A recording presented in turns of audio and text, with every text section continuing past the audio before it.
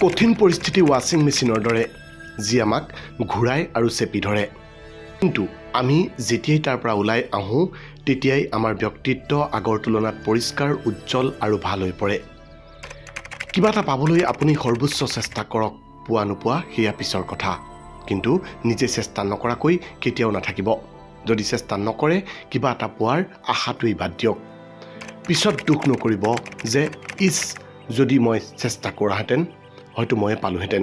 কিবা এটা পাবলৈ আপুনি সৰ্বোচ্চ চেষ্টা কৰক, পোৱা নোপোৱা সেয়া পিছৰ কথা, কিন্তু নিজে চেষ্টা নকৰাকৈ কেতিয়াও নাথাকিব। যদি চেষ্টা নকৰে কিবা এটা পোৱাৰ আশাটোৱেই বাদ দিয়ক। বেছিভাগ ভুল মানুহ চিনি পোৱাত ভুল কৰাৰ বাবেই হয়। যাক বিশ্বাস কৰিব তেওঁই আপোনাক প্ৰতাৰণা কৰিব। যাৰ পৰা আপুনি বিশ্বাসেৰে আশা কৰিব তেওঁ আপোনাক নিৰাশ কৰিব। যাক ভাল পাই কাষলৈ টানিব সি দূৰলৈ আঁতৰি যাব। সেইবাবে কাৰোবাক বিশ্বাস কৰাৰ আগতে কিছু সময় লওক। কাৰোৰে ওপৰত বেছি আশা কৰা বাদ দিয়ক। কোনোবাই যদি সহায় বিচাৰে সহায় কৰিবলৈ যিমান পাৰে চেষ্টা কৰক। যদি ধৈৰ্য আৰু সাহসেৰে আগবাঢ়ি যায় শেষত আপুনি নিজকে বিচাৰি পাব আৰু আপুনি শক্তিশালী হ'ব, লগতে সফলতাৰ দিশবোৰ বিচাৰি পাব।